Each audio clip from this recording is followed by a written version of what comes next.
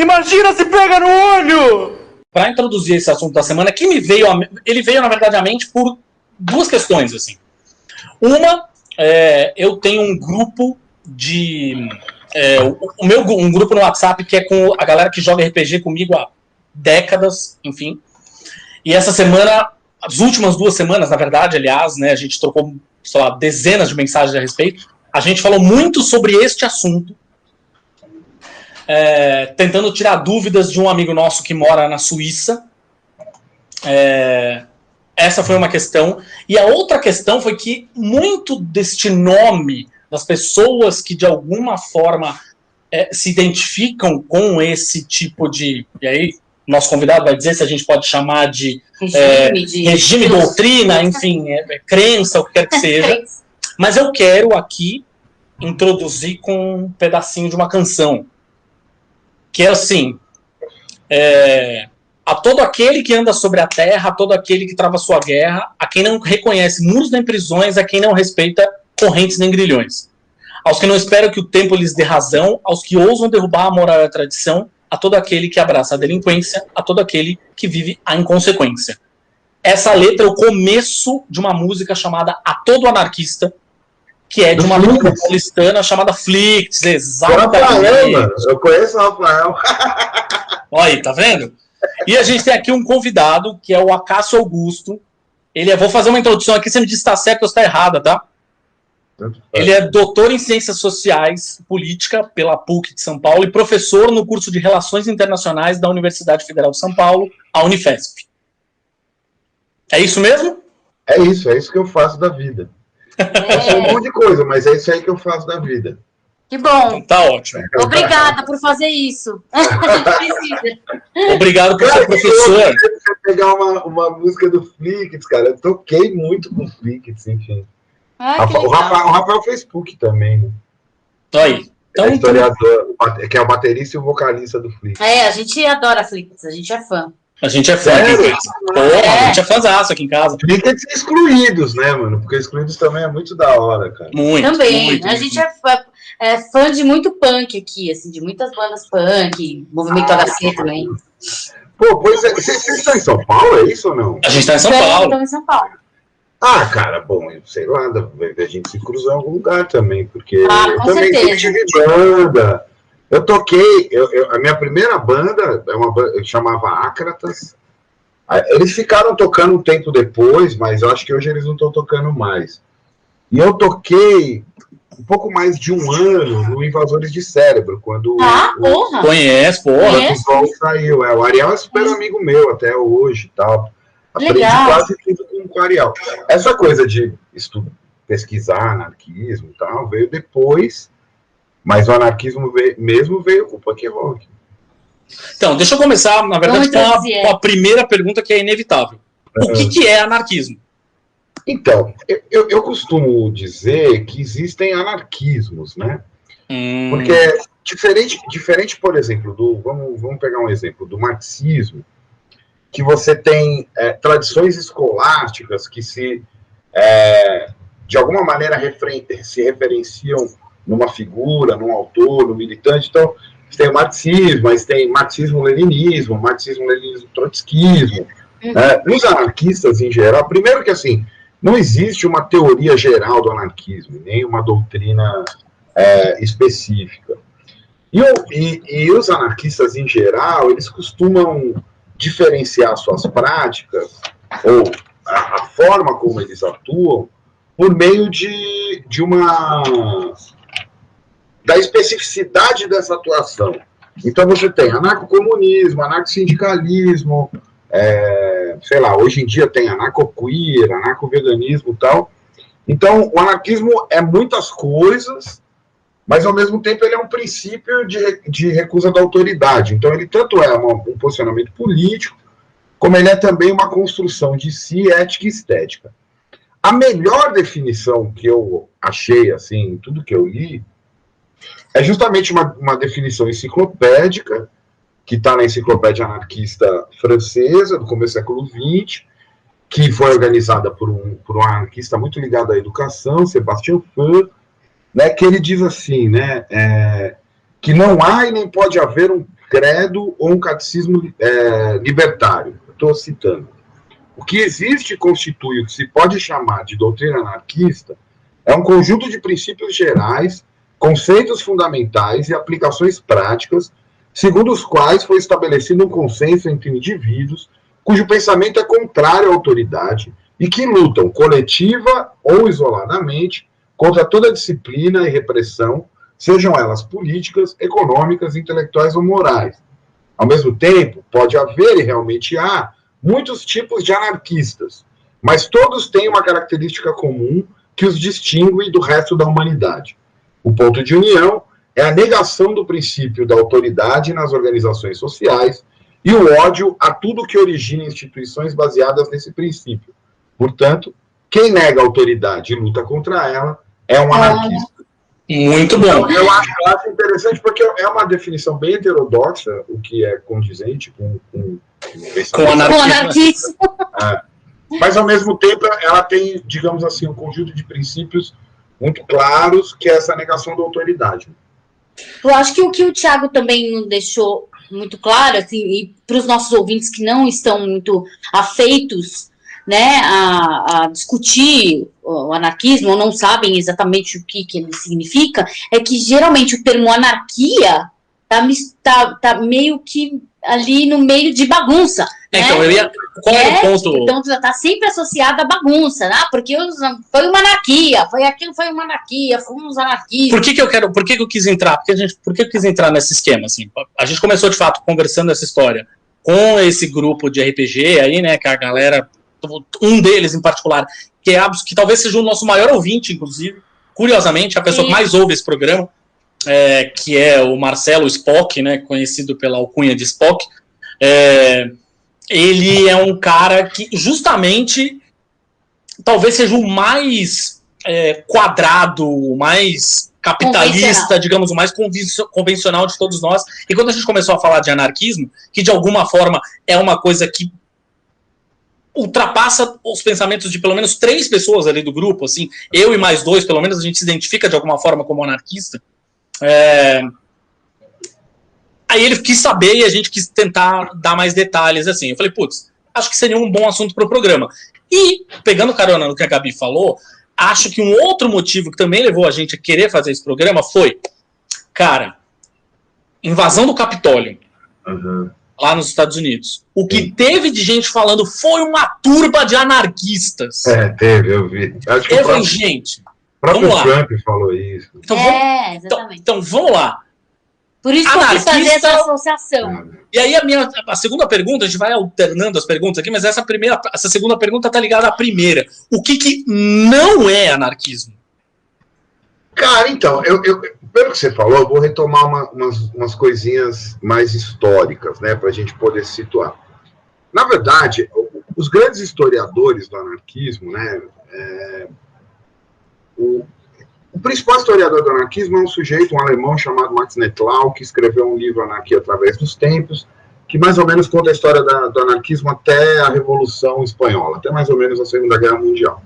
Mas tem outros textos interessantes, tipo James Joel, é um outro anarquista, um historiador importante, e o mais conhecido de todos eles, porque vende naquela coleçãozinha de pocketbooks da LPM, da LPM, vende na banca de jornal e tal, que é o George Woodcock.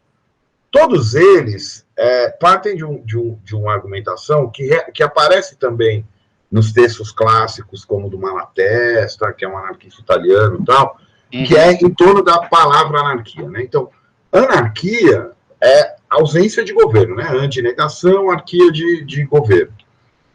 E essa associação da anarquia com uma bagunça é por um fato simples de que as pessoas não conseguem entender que a vida sem governo seja, de alguma maneira, organizada, ou coisa do tipo. Então, quando você pega esses livros de história, eles sempre começam com uma ideia de que essa negação do princípio da autoridade perpassa, pelo menos, toda a cultura ocidental. Então, você vai encontrar traços do que seria o anarquismo, porque ele é eminentemente moderno, mas em condutas de filósofos como Diógenes, né, o cínico da antiguidade, Alguns preceitos do estoicismo podem se aproximar do anarquismo, alguns preceitos do epicurismo, né? Durante a Idade Média, você tinha vários grupos de hereges que podiam ser associados, os anabatistas em especial, né? O James Joyce fala muito disso. Mas, assim, modernamente, a palavra anarquia, ela vem à tona justamente respondendo essa questão que você colocou primeiro. Um sujeito lá na França, chamado Pierre-Joseph Proudhon, que é tido como o primeiro formulador das ideias anarquistas, né, não necessariamente o inventor, porque o anarquismo surge, na verdade, do seio da classe trabalhadora europeia, né? Então, ele vai escrever um livro chamado O que é a Propriedade, ou sobre o princípio do governo do direito, onde ele vai recusar 3 autoridades, né? Ele vai dizer a autoridade religiosa, que governa a consciência, a autoridade do capital, que rouba o trabalho, e a autoridade do Estado, que rouba a liberdade. E aí, lá pelas tantas, ele faz num estilo retórico muito parecido com Sócrates, ele diz assim, então você que está lendo aqui, você acha que eu sou o quê? Republicano? Não. Democrata? Não. E aí ele fala, eu sou um anarquista. E, na verdade, ele estava polemizando justamente com a literatura chamada contratualista, ali, que é a literatura que, digamos, justifica, teoricamente, a existência do Estado, né? Hobbes, Rousseau... Sim. Em algum momento, não localizado na história, os homens decidiram abrir mão de parte da sua liberdade em nome da proteção estatal. E se você lê esses contratualistas, eles usavam antes a palavra anarquia como sinônimo de desordem. Então, o Proudhon vai dizer, não, eu sou um anarquista, porque anarquia significa só negação do governo, e aí ele termina com uma espécie de paradoxo, que é uma frase que ficou famosa também, dizendo, anarquia é ordem. Né? Então, dizendo que o introdutor da desordem, na verdade, é a centralização da autoridade, no caso do Estado, e a anarquia seria a ordem. Então, dizer que aqueles sujeitos, na verdade, supremacistas brancos, neonazistas, que a gente viu ali, que eles são anarquistas, é um completo disparate, né? E mesmo algumas facções da chamada alt-right contemporânea, né, da direita alternativa, que vão se reivindicar anarcocapitalistas, eles entram em contradição com a própria história do anarquismo, né? Porque o anarquismo ele é eminentemente antiteologista. Na verdade, essa parte da recusa à religião foi mais forte no começo do anarquismo, até por conta da dominação da igreja, mas ele ainda é um princípio importante, né? Então, os anarquistas são contra a religião, na verdade, contra a própria ideia de Deus também, porque, de alguma maneira, o Bakunin é um Deus. Deus, uma dominação. Deus o Estado poderia ser uma espécie de mimetismo de Deus entre os homens, né? Sim, uma consciência única que comanda tudo. Ele é contra o capitalismo e ele é contra o Estado. Então, assim, eu costumo dizer que não existe anarcocapitalista, mas, para ser honesto, existe. Se desenvolveu em algum momento ali nos Estados Unidos. Eu só defendo que se traduza corretamente o nome deles, porque eles se chamam de libertarians, né? E a palavra libertário, que é sinônimo de anarquista, ela foi inventada por um poeta proudhoniano, um cara que polemizou com Proudhon, que o Proudhon também tinha umas coisas meio erradas lá, era misógino e tal. Esse poeta, Joseph de Jacques, numa carta, ele usa a palavra de libertaire, e essa palavra se difunde, fica um pouco esquecida, e no final do século XIX, a Louis Michel e o Sebastian Fair vão fundar um jornal no momento de muita perseguição política. E aí eles falam, vamos usar essa palavra libertário para não dar pinta para a polícia e tal, e ela virou sinônimo de anarquista. Então, os libertarians, principalmente os estadunidenses, que seguem a doutrina de figuras, desde um cara que foi ligado ao anarquismo lá nos Estados Unidos, um sujeito chamado Lysander Spooner, né, até autores mais contemporâneos, como Rothbard, Nozick, eles vão se chamar de libertarians, e aí eu gosto de traduzir isso como libertariano, né? E não como libertário. Porque libertário Pra não se apropriar da questão né, da palavra. dos anarquistas. Eu brinco que libertário não pode ser usado nem por ANCAP, nem por militante do PSOL, que às vezes também se chama de libertário. Porque é uma palavra dos anarquistas, né? Enfim. Então, o que não é anarquista, né? Se a gente for atualizar essa definição que eu li no começo do Sebastião Freire, né? O anarquismo hoje ele está ligado, né? Não só à recusa da autoridade, mas às várias manifestações dessa autoridade.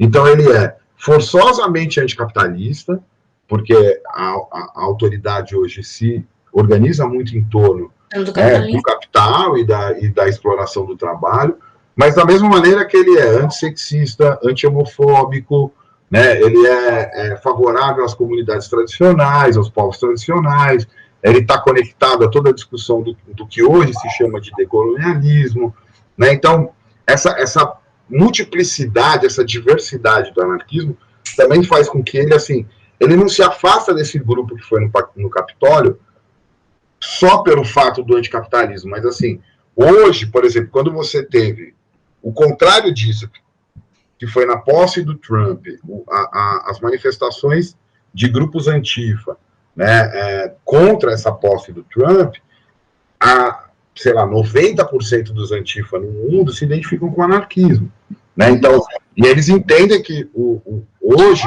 o fascismo não é mais o fascismo histórico, ele está disseminado na sociedade com condutas misóginas, com exatamente, machistas, sexistas, racistas, supremacistas brancos, e atuam em torno disso. Então, se tem uma coisa assim, diametralmente oposta do que aconteceu lá, é isso. E é engraçado, porque o próprio Trump já estava lançando mão disso, né?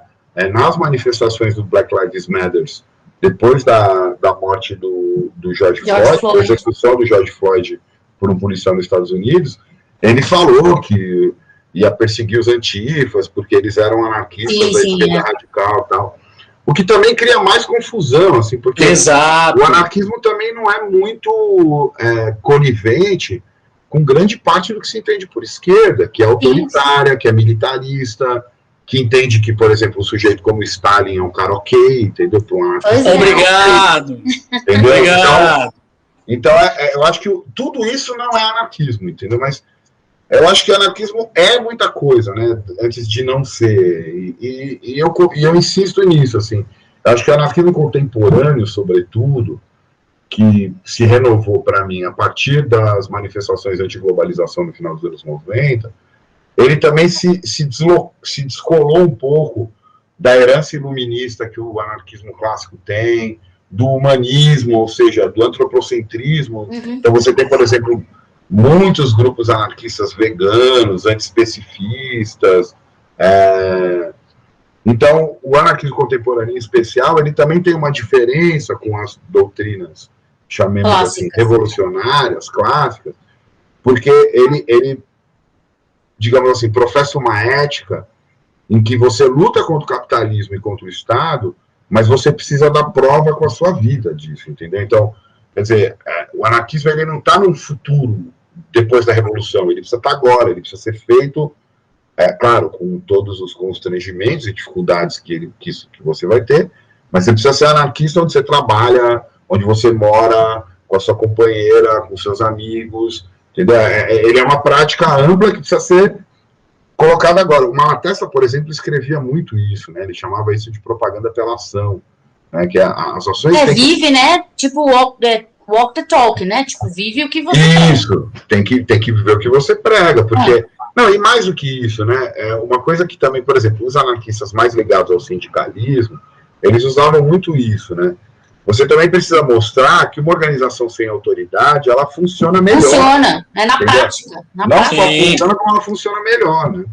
Então, porque senão a gente fica também com essa coisa do próprio comunismo, por exemplo, que é uma coisa super teórica, e na teoria ele é muito legal, mas na prática ele não tem muita funcionalidade. Olha, isso é uma grande, daria um quase um outro programa, Débora, porque assim, na verdade, a gente quer fazer realmente os anarquistas sempre tiveram em pé de guerra com os comunistas. Sim, com o comunismo. Porque, então, por isso eu tô falando, eles têm essa preocupação de provar que a coisa funciona. Né? Por isso que você tem que estar na prática ali. É que isso da prova também tem assim. Primeiro que assim, até a palavra comunismo nesse caso está em disputa, né? Alguns anarquistas, como o Piotr Kropotkin, que é um anarquista russo, ele vai dizer que o verdadeiro comunismo é o comunismo anarquista. Por isso que ele, inclusive, é a referência de uma das correntes que se denominam anarcocomunismo. E que não é muito diferente das outras, enfim, que tem muito valor.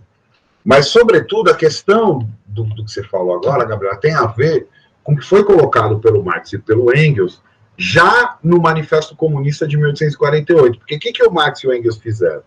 Na verdade, essas divisões todas que nós conhecemos hoje, elas são mais recentes do que a gente imagina. Uhum. No fundo, a grande divisão se dá com a cisão da Associação Internacional dos Trabalhadores em 1862, que é quando uma manobra da ala marxista, dos socialistas autoritários, como a gente gostaria de chamar, expulsam o Bakunin, eles vão, com a seção ibérica, fundar uma nova internacional, que foi conhecida também como Internacional. Depois da Internacional Comunista. E, na verdade, a gente era a maioria ali entre o movimento dos trabalhadores na Europa. O que vira um pouco o jogo é o massacre da Comuna de Paris, que esse ano completa 150 anos, Sim. E várias interpretações de que a falta de uma autoridade centralizada que garantisse a vitória militar, digamos assim, dos trabalhadores, foi o que possibilitou o massacre dos comunards. E mais do que isso, depois da vitória dos bolcheviques em 17 na Rússia, vai se difundir essa ideia de que é preciso um partido de vanguarda que vai instaurar uma ditadura e aplicar o direito desigual, e quando esse direito desigual corrigir as desigualdades materiais da sociedade, o Estado definharia. O próprio Lenin fala isso na abertura do Estado da Revolução, que a diferença entre nós e os anarquistas, o Lenin falando, é entre meios e fins, né, que os meios deles seriam mais eficientes. Mas aí tem uma espécie de pegadinha aí, porque primeiro, né, o Bakunin já dizia na Internacional que essa ditadura ela ia tender a se perpetuar, e foi o que aconteceu na prática com a União Soviética. E, só voltando ao começo do que eu falei, esse, entre aspas, preconceito já estava colocado no Manifesto Comunista, porque você tinha numa Europa, ali na década de 40 do século XIX, uma série de movimentos que não estavam organizados em torno de teorias, identidades políticas e tal. Você tinha movimentos de emancipação que, de alguma maneira, estavam seguindo as lutas que fizeram a Revolução Francesa, que foi a Revolução Burguesa. E aí você tinha figuras eminentes nesse meio operário. Blanqui, o Owen na Inglaterra, na França você tinha o Fourier, o Proudhon, o próprio Blanqui, que eu já falei. E o que o Marx e o Engels fazem no Manifesto Comunista é autonomiar a teoria deles como socialismo científico e chamar todo o resto de socialismo utópico. Então eles inventaram essa história de que, tipo, o nosso socialismo é o científico e o de vocês é o utópico. Só que, na minha avaliação, aí eu estou falando por mim, no fundo, o final do século XX inverte essa relação.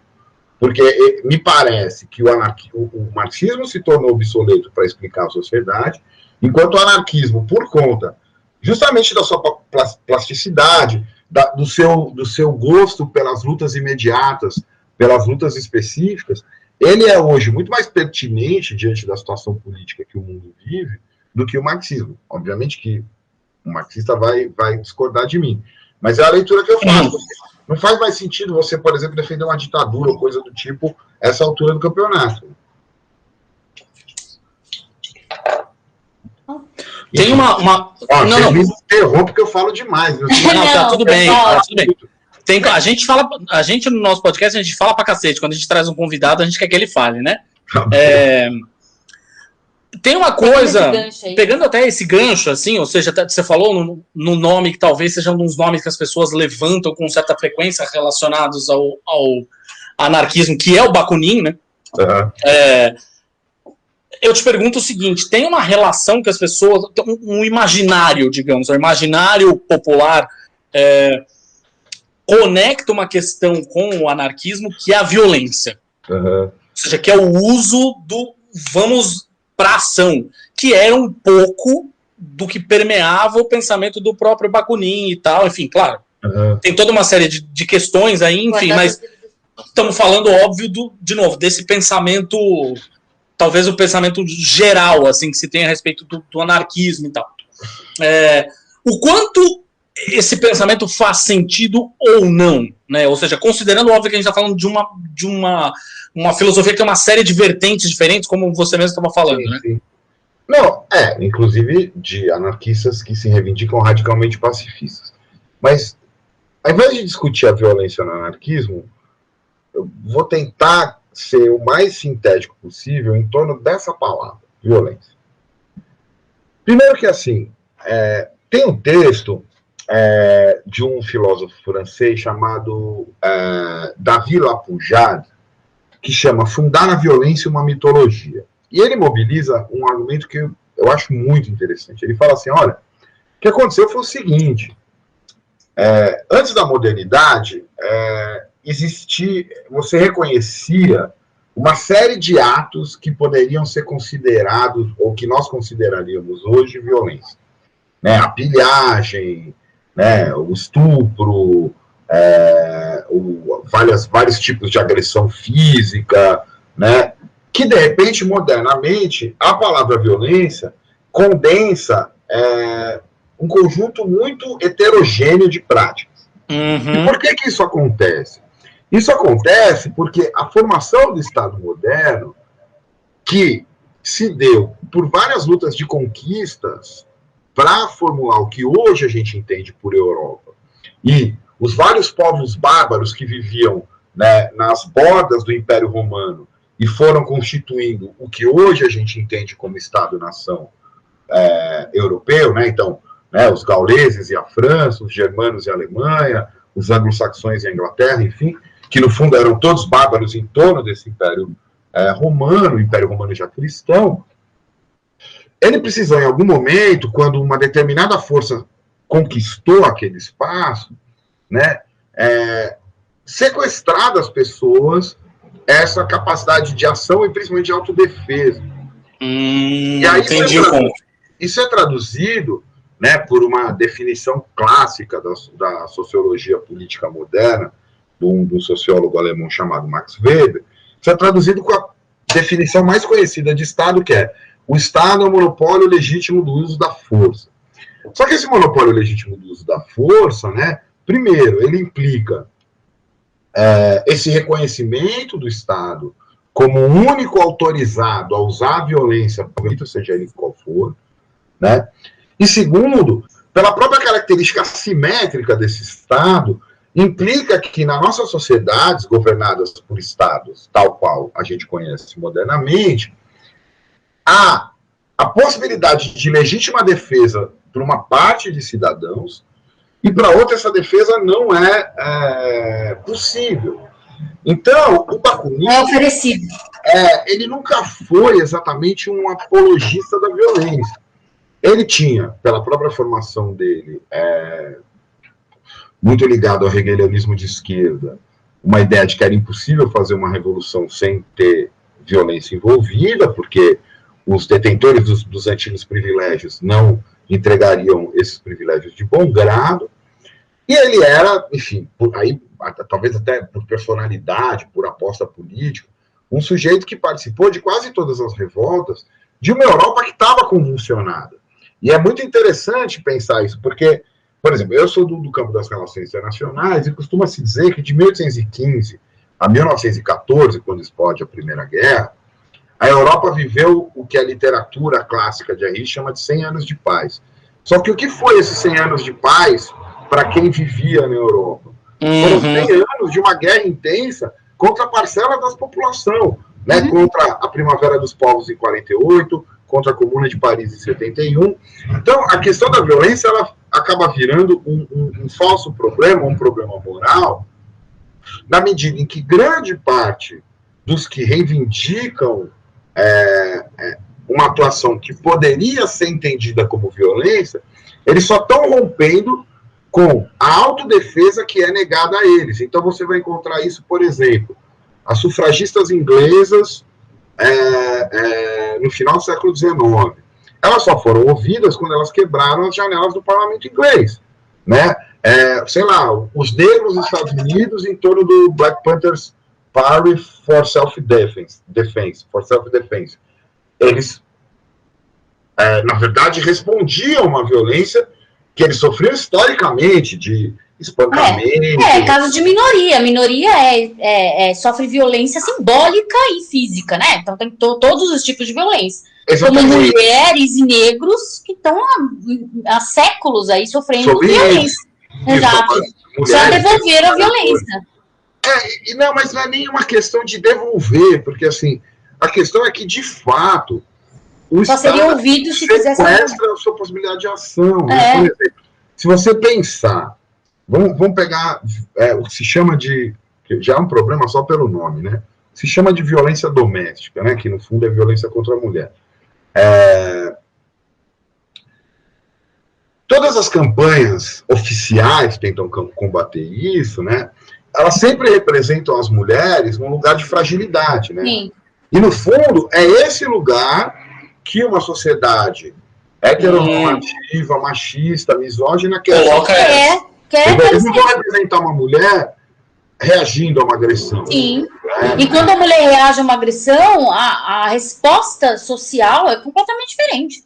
Pois é, não, e mais do que isso, o que essas campanhas, quando hoje a gente tem uma certa mudança na moralidade pública sobre o que é bater numa mulher, né, é muito parecido com racismo também, que é o que eu costumo insistir, assim, a gente tem que tirar essas questões do campo moral. Porque se vai no campo moral, a gente vai ficar dizendo se deve ou não usar violência, a gente tem que entender o funcionamento disso. Então, qual que é a questão? Se antes a moralidade pública dizia que a mulher deveria ser defendida pelo seu homem no momento da vida dela, o pai, o marido e tal, essas campanhas só substituem essa figura de autoridade pelo Estado. Pelo Estado. Então, no fundo, o que ela faz a gente se sujeitar ao Estado para se defender. Bater em mulher é crime, se você apanhar, denuncie. Ele não fala se você apanhar, revide. Revide, exatamente. Constitua o seu corpo de maneira que você vai conseguir se defender de uma agressão caso ela aconteça. Então, a associação da violência com o anarquismo, no fundo, para poder voltar à questão inicial e fechar ela foi a principal via de criminalização desses movimentos. Né? Então, quer dizer, muitas vezes os grupos que estavam sob uma violência muito mais brutal, né, sobre um verdadeiro terror estatal, né, quando eles se organizam minimamente para se defender, imediatamente eles são acusados de violentos, imediatamente eles são acusados de terroristas. Né? Veja, é só entender o próprio tratamento diferente que a polícia teve no primeiro momento com a invasão do Capitólio. Sim, total. Então, no fundo, eu costumo dizer que a questão da violência é uma falsa questão. Porque, por exemplo, eu não defendo a violência. Enfim, eu prefiro não ter que entrar em choque com ninguém e tal. Mas a gente começou falando, né? Você falou do Flickr e tal.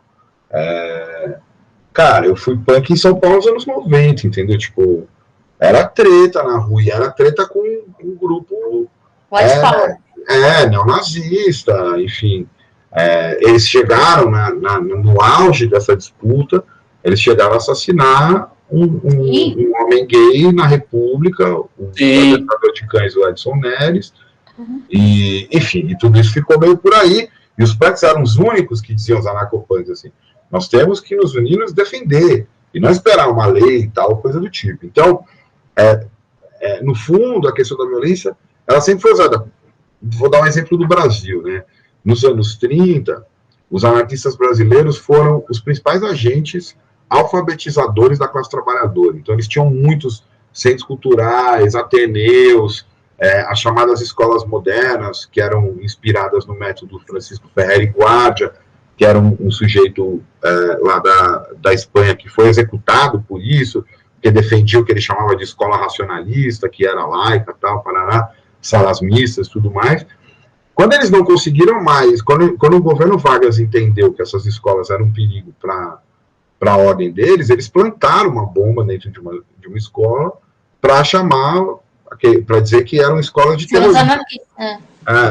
E você teve até formulação teórica, né?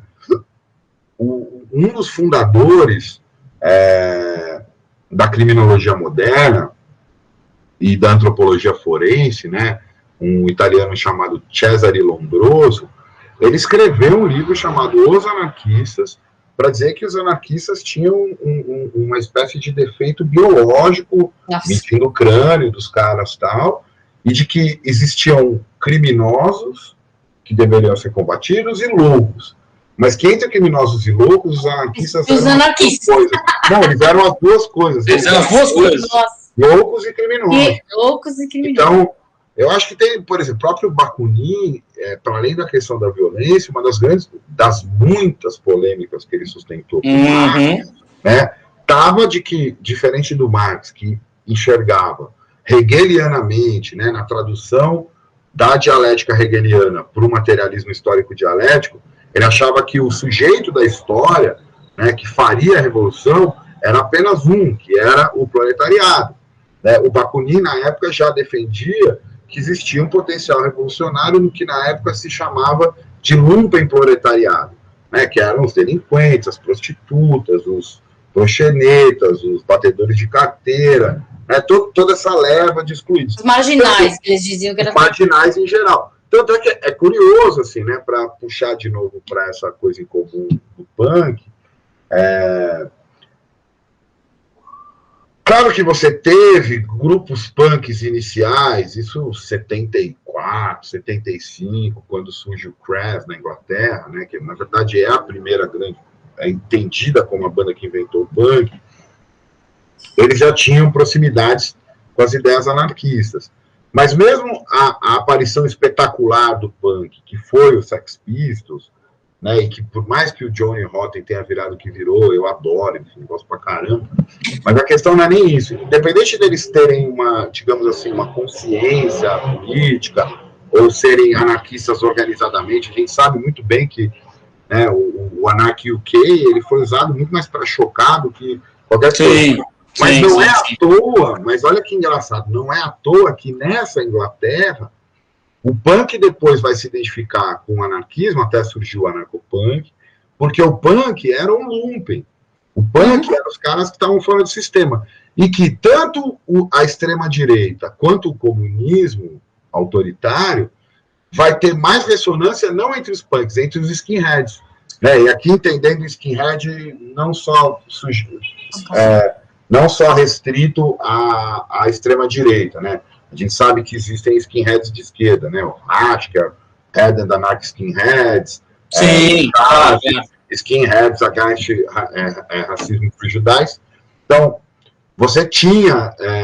mas é engraçado que a estética do punk só poderia dar no anarquismo, e essa estética skin, que era, né, classe operária, ordeira, camiseta branca, calça... Suspensório. Eu sou um orgulhoso trabalhador, integrante da classe trabalhadora, eu gosto de futebol e cerveja. Tipo, isso só podia dar em autoritarismo, de esquerda ou de direita. Né? O punk, ele é anárquico também no sentido, digamos, mais livre da palavra, né? Não só referido a essa história que eu acabei de contar. Mas sim. Anárquico também no sentido artístico, por exemplo. De liberdade.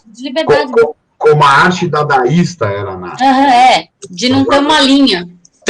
Na verdade, esse nosso papo, assim, até matou muitas das perguntas coisas que a gente tinha na pauta, assim, né? Ou seja, você falou da ligação do anarquismo e das diferenças, principalmente do anarquismo e do comunismo, a ligação com o movimento punk, que era uma coisa que a gente tinha na pauta aqui também, que acho importante a gente falar. Tem duas coisas, na verdade, que a gente queria elaborar contigo, que são coisas que hoje estão, de alguma forma, muito ligadas ao... Sobre o punk, Thiago, deixa eu só fazer uma última... Por favor. O anarquismo, ele só se manteve vivo depois da Revolução Espanhola pelas mobilizações estudantis do maio de 68 e, contemporaneamente, por conta do punk. Por exemplo, os professores que eu conheci no Canadá, na Inglaterra, nos Estados Unidos, ou mesmo os grupos militantes de squatters e tal, assim, para não exagerar, pessoas que, como eu, hoje tem 40 anos, 50 anos, tal, tipo, 80% vieram do punk. 80%. Gente que hoje é, sei lá, professor de sociologia, de filosofia, tá em banda, mas já tá, né? Você pensar mesmo nas bandas, o próprio Ted Kennedy, embora o resto da banda tenha virado band de babaca reacionário, né? Mas o Jello, com Alternative Tentacles, e eu não sei se vocês conhecem, cara, o canal dele no YouTube é muito bom. É maravilhoso. É maravilhoso, e ele acabou de abrir uma conta. What Would Jello Do é do caralho, assim. E ele acabou de abrir uma conta no Twitter. Eu segui ele lá. E mesmo assim, uns sujeitos assim, muito elaborados, assim, pegar as letras de bandas como Bad Brains, né, o próprio Bad Religion, o Minor Threat e depois o Fugazi, a própria experiência que o punk oferece para o menino, a gente só percebe isso quando a gente fica velho, né? Para um menino ou para uma menina, o Riot Girl também, em Washington DC, com o Bikini Kill, enfim, que é você muito novo ou muito nova, tipo 14, 15 anos. Você, não só politizado, mas, por exemplo, eu mesmo, enfim, não cabe aqui falar minha história, mas assim, eu não teria acesso a tudo que eu tive na minha casa. Sim. Eu fui ler. Politizado justamente por conta da cultura, né? Kropotkin, eu fui ler dentro do punk, mas, sobretudo, não só pelo que eles me deram acesso em termos de cultura, mas pelo modo de vivência que é o do it yourself, entendeu? Que é assim, que é o faça você mesmo, que é autogestão, né, cara? Então, eu só queria deixar claro isso assim, o punk, o anarquismo hoje, 80%, direto ou indiretamente, do que existe do anarquismo hoje, veio da experiência de jovens que se aproximaram do punk.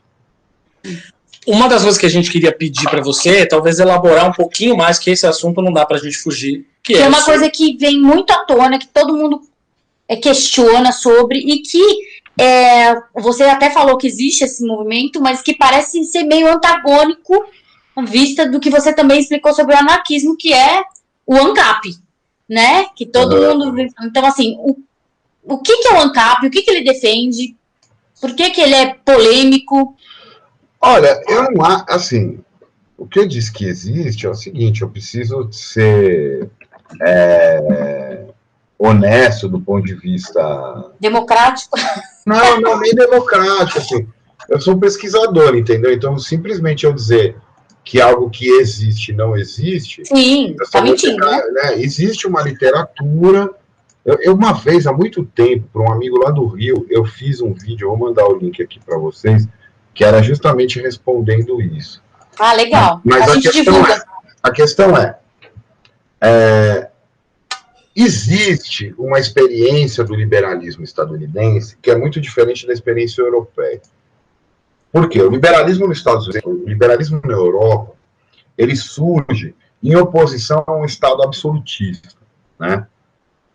Nos Estados Unidos, não. O liberalismo ele é meio construído de baixo, né? Se o liberalismo nos Estados Unidos, na Europa, trouxe uma nova forma de relação entre governantes e governados, o liberalismo estadunidense ele fundou um novo tipo de relação entre governados. Por isso que até hoje o principal livro de ciência política, de filosofia política, né, sobre a democracia nos Estados Unidos, é o livro de um aristocrata francês, que é o Alexis de Tocqueville, que foi para os Estados Unidos para conhecer como funcionavam as prisões de lá e se encantou. Então, partindo dessa experiência de um liberalismo político vindo de baixo nos Estados Unidos, você teve, digamos assim, momentos muito singulares de um liberalismo radical. Então, por exemplo, sujeitos como David Henry Thoreau, que ficou famoso porque foi morar sozinho, o Walden, e aí escreveu A Desobediência Civil, porque se recusou a pagar imposto, porque o Estado dos Estados Unidos fazia guerra contra o México e mantinha a escravidão, ele era contra a escravidão e contra a guerra no México. E não queria... Ele não ia financiar isso? Ele não ia financiar. Ele introduz uma discussão muito interessante do que a gente poderia chamar do liberalismo radical, que é o direito de secessão, né? Que assim, olha, eu participo de um contrato político que, na verdade, eu nunca fui consultado, eu quero me retirar desse contrato. Eu acho isso muito interessante. Por isso, durante muito tempo, o Turreau foi entendido como um anarquista. Embora ele haja uma proximidade muito grande, ele não era, ele era um liberal radical, como o Emerson, por exemplo, e que daí vai ter nos Estados Unidos uma ligação, essa ideia de liberdade individual, ela vai ter uma relação muito grande também com a natureza, né, com uma certa idealização da natureza e com uma certa autossuficiência antropocêntrica, né, daquele homem moderno que era, na verdade, um degradado da Europa que vai iniciar a vida do zero no mundo novo, que era a América, né, the land of free, a terra das oportunidades e tal. Enfim, isso existiu e, de fato, isso é muito interessante, eu acho. Você poderia ter, a partir desse liberalismo estadunidense, uma espécie de radicalização que iria para o outro lado e juntaria essa contestação da dominação estatal a contestação também à exploração capitalista. Tanto é que o próprio David Henry Thoreau começa a desobediência civil dele com uma máxima que eu não me lembro agora se era do Locke ou de algum outro autor inglês, mas que é o melhor governo é o que menos governa, e ele completa essa máxima, então seria melhor governo nenhum. Então, se chama de ANCAP, é um acontecimento muito característico da história política dos Estados Unidos, que tem suas raízes aí. Aí você vai andando nisso, você tem uma tradição anarquista muito bem consolidada nos Estados Unidos, principalmente porque muitos refugiados, né, dos conflitos europeus vão para lá, né? Por exemplo, uma das maiores figuras do anarquismo em termos de produção teórica, de história, tal, que é Emma Goldman, ela sai da Rússia e vai viver quase que a vida inteira, a vida adulta dela inteira nos Estados Unidos. Sim. Então, existe essa tradição. Beleza. Aí, a partir de determinado momento, alguns sujeitos que inicialmente tinham alguma relação com o anarquismo, como eu falei aqui, sujeitos como Lysander Spooner, alguns sujeitos que tinham uma proximidade com anarco-individualismo mais radical, algumas leituras do Nietzsche e tal, eles começam a descolar um pouco o anarquismo da tradição socialista, que é a tradição que funda o anarquismo. Só que aí, no pós-guerra, as coisas se modificam muito, né? E aí você começa a ter... Eu não sou um estudioso do anarcocapitalismo, eu conheço uma outra coisa. Talvez o principal autor dele seja o Rothbard, e aí também tem um cara que faz uma discussão dentro da área de ciência política, filosofia política, que é o Nozick, que abre o debate com o igualitarismo constitucional do John Rawls, enfim, tudo isso muito estadunidense. Só que aí você chega no momento em que essa ideia de liberdade individual, essa ligação com a natureza, essa autossuficiência, que tinha algum sentido ali no século XIX, e que tinha alguma proximidade com o anarquismo clássico, né, com divergências pontuais e tal, hoje, né, na verdade, depois dos anos 60, vamos colocar assim, do século XX, vira um pensamento absolutamente conservador. Exato. Conservador no sentido, assim, literal da palavra. Caipira, digamos. Porque quem que vai se identificar com isso? O redneck. Exatamente, o caipira americano. Sim. Ou mesmo os jovens urbanos, mas que sofrem de uma espécie de ressentimento social, entendeu? Uma culpa burguesa.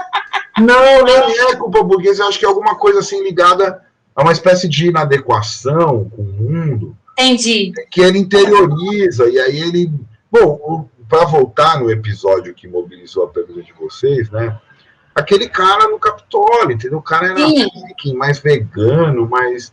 O cara que era tipo um negócio masculinista total, com uma pele de búfalo, que era uma apropriação de um símbolo nativo norte-americano, dos índios Então, no norte-americanos. fundo, assim, tem uma coisa... O cara é branco, aí também tem tatuagem viking, aí fala, meu, que catadão ali que o cara fez. Não, mas isso é porque eu acho que a gente tem receio de enfrentar uma coisa, e eu acho que principalmente o anarquismo contemporâneo tem lidado muito com isso, porque, por exemplo, enfim, uma certa tradição, né? Eu penso anarquismo também a partir dos autores que são chamados, por falta de outro nome, porque eu acho o nome ruim, mas são chamados de pós-estruturalistas, né? O Foucault, Deleuze, alguma coisa do Derrida, alguns autores vão mobilizar o Lacan também, mas enfim. As categorias políticas modernas, elas estão podres dos anos 80 para cá, entendeu? Cidadania, democracia, elas se tornaram desgastadas. Então, para fechar, né, em torno do que é o anarcapitalismo, eu acho que pela primeira vez eu estou falando disso sem entrar na chacota, porque, assim, pessoalmente, eu acho uma grande bobagem, mas enfim. Obrigado, nós também. E nós também. Só queria que o especialista chancelasse. Que, de repente, como vocês falaram que tem pessoal do grupo de vocês e tal, então, o que acaba acontecendo é assim... Na verdade, não é do nosso grupo, mas é uma dúvida recorrente. Uma dúvida recorrente. Sem psicologizar demais a análise, né? Às vezes eu vejo, principalmente os jovenzinhos, né, que são muito ligados na internet, são muito ligados com jogo de computador, de videogame e tal, que é todo o universo que eu domino zero, assim. Eu, desde moleque, eu não gostava de computador, eu gostava de contrabaixo, brigar na rua, enfim. Por isso que eu virei punk. Não, mas a questão não é nem essa, porque isso é só uma questão mais assim. Às vezes me parece que esses sujeitos são sujeitos completamente apavorados, entendeu? Porque eles estão com medo do mundo, eles estão com... Porque, por exemplo, mesmo as figuras com as quais... E é muito engraçado, porque eles acabam dando a volta completa e encontrando o conservadorismo mais autoritário. Exato. Seja no neofascismo, seja em figuras como o Trump, o Bolsonaro e tal. Mas mesmo esses sujeitos, o que eles são, se não homens brancos, heterossexuais, cis, que estão entendendo que o mundo mudou. E assim, pode ser que a gente viva 20 anos de merda, mas algumas transformações que aconteceram nos costumes dos anos 70 para cá, elas não voltam mais, entendeu? As mulheres não vão voltar para a cozinha, os gays não vão voltar para o armário, os negros não vão baixar a cabeça. E assim, mais cedo ou mais tarde, esses caras vão cair, entendeu? Porque o mundo não comporta mais esse... E aí não é à toa que... Né, outro dia eu estava vendo uma entrevista justamente com os caras dessa banda da sua camisa aí. Do Surra? Acho que era o vocalista, que eu acho do caralho, acho o Surra foda. Maravilhoso. Eu gosto de trash e tal. Não, e em algum momento, acho que foi num podcast, meio bagulho de YouTube também, que chama Cena, com SC. E aí, em algum momento, chegou nesse lugar incontornável, né, que o metal, em especial, mas o rock, virou o lugar que abriga esses sujeitos, né. E aí, é o que a gente costuma falar, que eu, como mulher, e também estudiosa, e também do feminismo, e de toda essa questão, é a questão da masculinidade dolorida que está aí, né? Que é a questão central. Não, e aí eu acho muito louco, porque assim, de um lado, esses sujeitos vão mostrar o quê, né? Primeiro, uma coisa que, assim, não estou querendo fazer Nostradamus, assim, eu sempre odiei metal, assim, eu gosto de uma outra coisa, eu gosto de Slayer, eu gosto de Black Sabbath, mas eu odeio umas coisas tipo Iron Maiden, assim, nunca gostei, entendeu? Primeiro porque, assim, é reacionário no sentido literal da palavra. Espadinha, medieval, dragão, princesa. Não fazia o menor sentido aquilo para mim. Mas, sobretudo, era em torno de uma masculinidade. Tem até um musical da Broadway que virou depois um filme, que eu nunca consigo lembrar o nome, acho que é Detroit City Rockers, tal, que é justamente a história de um rockstar decadente que vai fazer um show em Detroit, ele tem um pouquinho de Axl Rose e tal. Então, o que esses caras são, né? Principalmente esses caras ficaram velhos, né? Eles são saudosistas, reacionários no sentido literal da palavra, né? Eles têm uma relação, às vezes, com o que é autêntico, natural, que é completamente infantil, né? Tipo, o verdadeiro rock. Né? Então, eu acho que o ANCAP um pouco é esse, principalmente os mais jovens, é esse sujeito tardio, e ao mesmo tempo esses caras nunca enganaram, né? Por exemplo, recentemente quem andou abrindo a boca aí pra soltar merda eram os caras do Raimundos e tal. Cara, eu vivi a época que o Raimundos estourou. Aquilo sempre foi um lixo. Aquilo sempre foi uma apropriação indevida do hardcore. O hardcore eles não tinham nada a ver com a cultura hardcore. Né? Ou hoje, aquele cozinheiro lá que faz um programa na televisão, pois é. Tem uma banda merda chamada Oitão, um lixo de banda ruim, o pior do hardcore nova-iorquino, e tem coisas de hardcore nova-iorquino que eu gosto, por exemplo, eu adoro esse Cofiral, mas, e aí esse dia ele tava se dizendo ANCAP, né? Então, pois é, por isso que a gente quis. Não tem porra nenhuma a ver com a cultura punk, com a cultura hardcore, como porque o que eu acho, né? Só assim, sem querer dar uma de old school, mas no fundo, essas pessoas que se dizem roqueiras e são reacionárias, eles eram ouvintes do 89. Eles nunca tiveram porra nenhuma a ver com punk. Porque não é possível que alguém tenha vivido, né, a experiência de organizar um show, de fazer um fanzine e tal, e pense que esses caras estão pensando, né? E aí, o que é que eles gostam? Isso é Raimundo, sempre foi um lixo, um bando de música sexista, machista, uma conversinha sobre o uso de droga completamente idiota, enfim, eu nunca fui strayed, enfim, nunca tive problema nenhum com droga. Bandas, por exemplo, como o Charlie Brown Jr., que assim, era plágio. Tudo que os caras tocavam era para os caras plagiavam, eles se aproveitavam do momento que não tinha internet e pegavam bandas que eram contra merchandise e tal, tipo Fugazi. Pô, o acústico dos caras, os caras plagiam o Waiting Room, que é tipo a primeira música do 30 Songs do Fugazi. Vão tomar no cu, entendeu? Vão tomar no cu, sabe? Então, por exemplo, esse cara do Oitão mesmo, o cozinheiro, eu não sei o nome dele, eu queria que ele fosse num som que a gente fazia lá no Itaipas, no Jardim Donária, entendeu? E eu queria ver ele entrar numa roda de punk e não tomar uma facada, entendeu? É engraçado você tá falando do Charlie Brown Jr., porque tem um documentário que chama Califórnia Brasileira, que é justamente sobre a cena do hardcore e do punk em Santos, em particular. E em um certo momento, que eu sou santista, né? Eu sou de lá, na verdade. E aí, em um determinado momento, eles tiram o elefante branco da sala. Precisa tirar. Eles falam, tá legal, precisamos falar do Charlie Brown Jr. Vamos lá. E aí, em um determinado momento, fica uma situação assim, porque tá falando com todos os punks das antigas, os caras que eram lá, faziam os fanzine, do it yourself, o caralho. Cara, Santos, nos anos 90, tinha o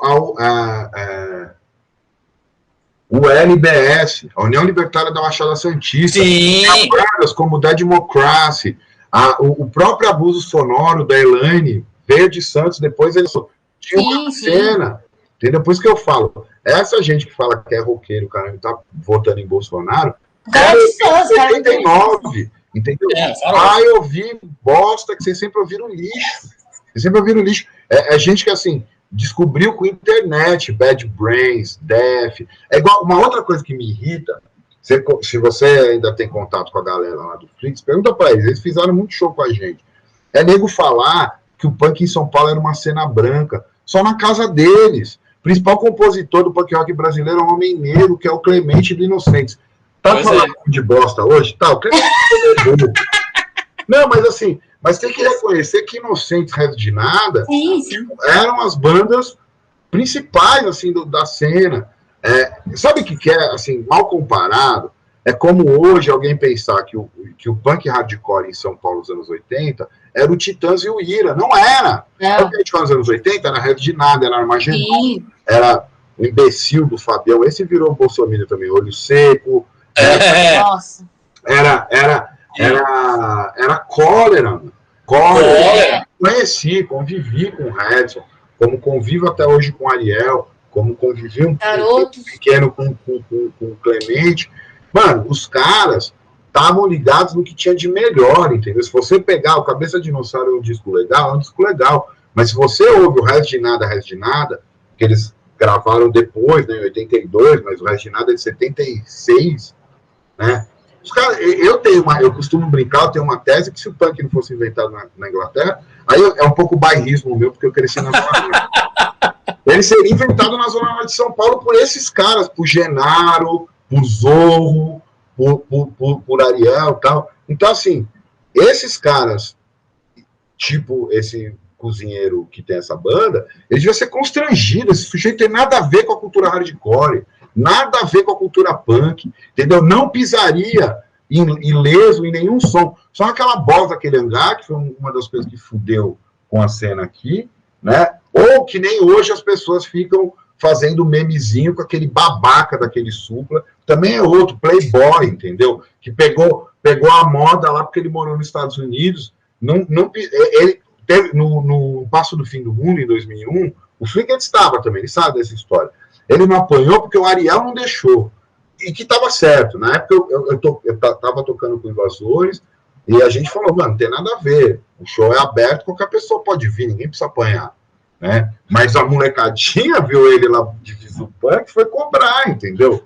Aí, enfim, é isso que eu quero dizer, assim, acho que o ANCAP, assim, felizmente, eu espero não estar negligenciando, eles têm um perigo que é dar essa narrativa de natureza, de autenticidade, que é completamente artificial, que é tipo a fábula do estado de natureza do contratualismo robesiano, exato, exatamente. Né? E, ao mesmo tempo, canalizar de modo ressentido e reacionário essa inadequação que o cara tem, entendeu? Porra, mano, se você... Claro que o mundo é uma bosta para quem tem 14, 15 anos, mas aí, tipo, transforma isso numa coisa legal, entendeu? Sabe, fica enfiado jogando videogame a vida inteira, batendo punheta e jogando videogame, pô, só dá nisso, mano. Só vai dar merda. Tem que andar na rua, tem que conhecer o mundo, pô. Pois é, e o mundo, e definitivamente o mundo não é só aquela bolha. Aquela bolha dele, né? Pra falar de anarquismo eu fico no lugar do professor, mas pra falar de punk eu volto a ser punk. Então... Boa. Acho ótimo. Tem duas... Como a gente estendeu bastante aqui, para os caras não xingarem a gente quando estiver escutando esse podcast, falar, caralho, podcast tem 1h40, puta, vocês são loucos, não sei o quê. Não, mas quando eu sou muito palestrinha, gente, eu vou pra vocês me contar. Não, pô, tá tudo certo. Tem duas coisas, na verdade, que eu acho importante a gente falar. Uma delas, para encerrar, de fato, acho que é uma pergunta, foi a principal pergunta que rolou lá no nosso grupo, mas vou guardar ela aqui 5 minutinhos, só para a gente te fazer uma outra pergunta, que é uma pergunta, inclusive, que eu, em Santos, estava muito ligado, assim, eu sempre fui, e aí acho que isso dá um outro podcast, assim, porque eu sempre fui uma pessoa que, em Santos, que tinha uma cena punk, hardcore muito forte, eu andava muito com essa galera, mas eu andava muito com a galera do metal também. Era muito junto, assim, sabe? E eu aqui em São Paulo, eu andava muito, eu era rodeada de punks, tinha muito amigo punk, mas eu era da galera dark. Era da galera dos dark. E também sofria com os skinhead, filha da... Também, porra, corri de skinhead pra caralho. Então, mas em Santos, essa coisa de estar próximo... É que eu caía no Madame Satã, que depois virou Morcegóvia e voltou... Então, foi no Madame mesmo que eu corri. Porque lá era cheio de skins, é louco. Ali não, teve uma época, exatamente, teve uma época que os skins foram... Os caras ficavam na porta, decidindo quem entrava, quem não entrava. O foda é que teve uma época que eles eram segurança do lugar. Exato, foi horrível.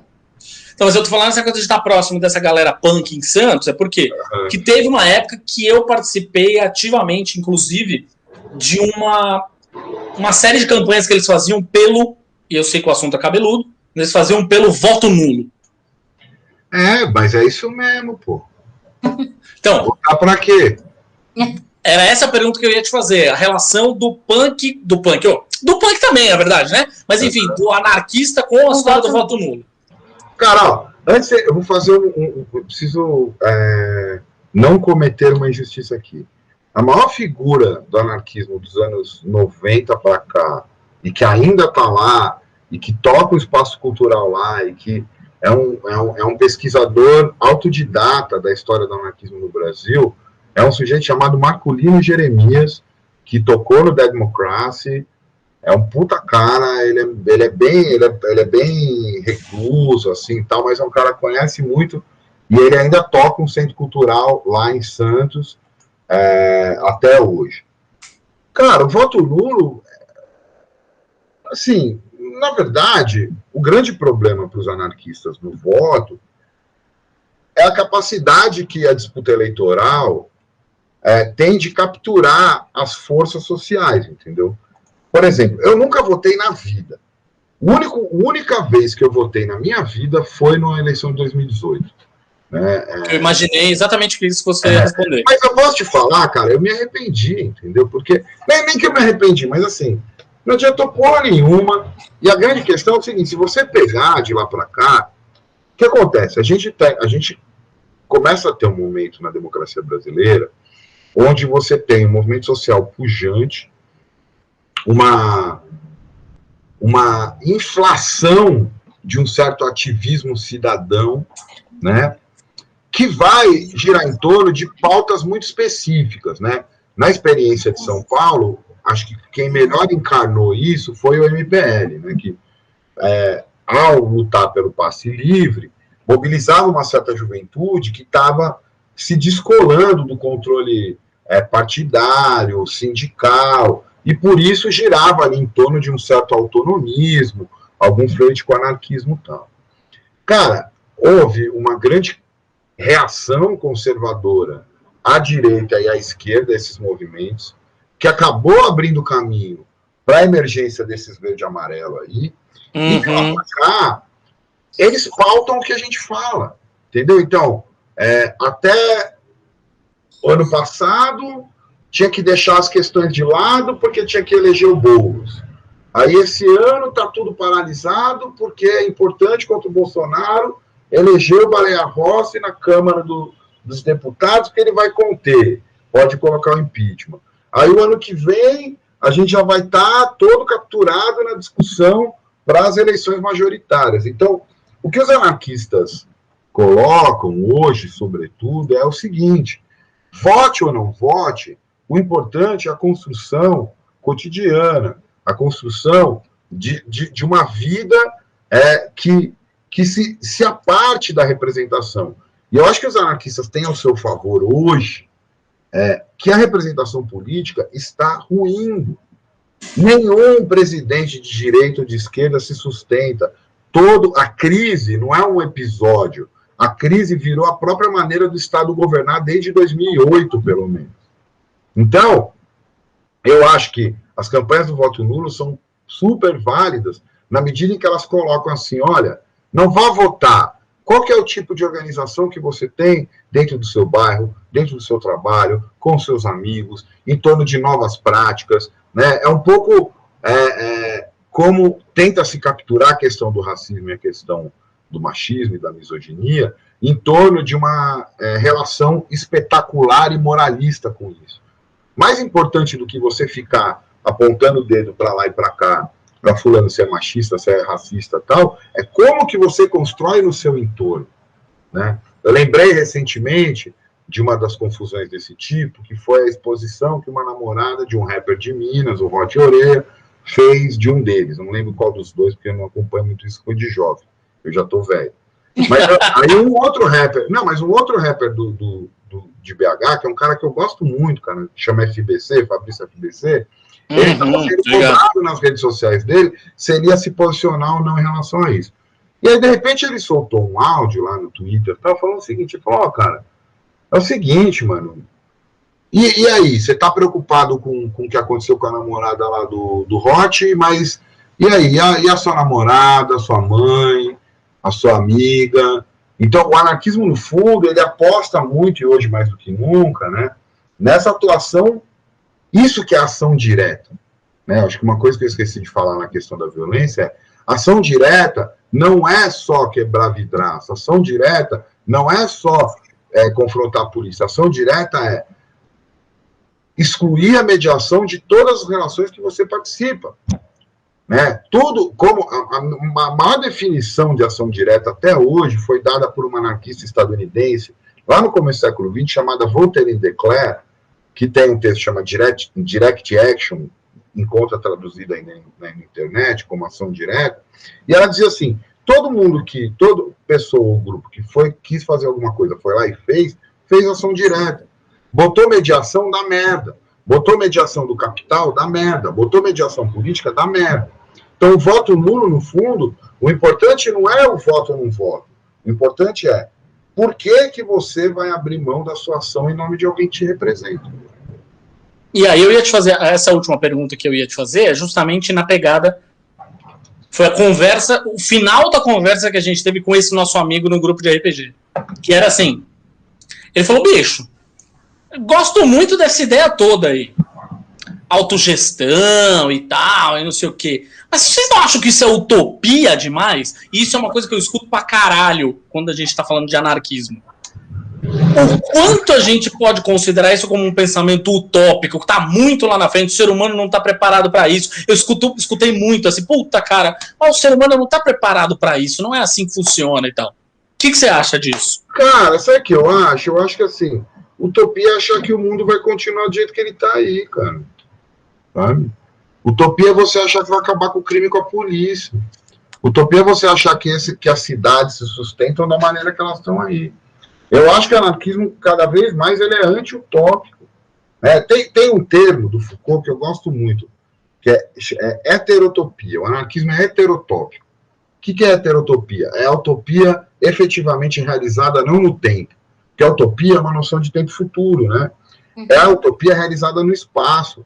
Os coletivos anarcopunks, que organizavam manifestações, viviam junto ao squatter, faziam shows, tudo... eles por eles, tudo na filosofia do it yourself, eles estavam vivendo o anarquismo. Você não precisa esperar o Estado cair e o capitalismo acabar para você viver o anarquismo. Vive agora. Experimenta. O Proudhon, por exemplo, que tinha uma posição muito diferente do Bakunin em relação à revolução, ele tinha uma imagem muito interessante. Ele falava assim, o meu receio com as revoluções é que elas, em nome de derrubar um tirano, coloquem outro em seu lugar. Então eu prefiro que o regime da propriedade seja queimado em fogo brando. Ou seja, conforme as pessoas forem percebendo que é possível viver de uma outra maneira, as coisas vão mudar. Até porque, assim, pensar na revolução nos moldes da revolução moderna, ou seja, a Revolução Francesa, a Revolução Haitiana e a Revolução e a independência estadunidense, são os modelos, né? A haitiana todo mundo esquece, eu gosto de lembrar sempre dela, mas são os 3 grandes modelos do que vão ser as revoluções depois, como a Revolução Russa, como a Revolução Espanhola, né? Elas não são mais possíveis hoje, porque a capacidade letal do Estado é muito grande. Então a gente tem que comer isso por baixo. Então não é utopia, não. Utopia é você achar que vai ser feliz vivendo no capitalismo. Basta você ver. Acho que já está ótimo, mas fechar o podcast. As pessoas da nossa idade estão o quê? Estão tuchadas de remédio,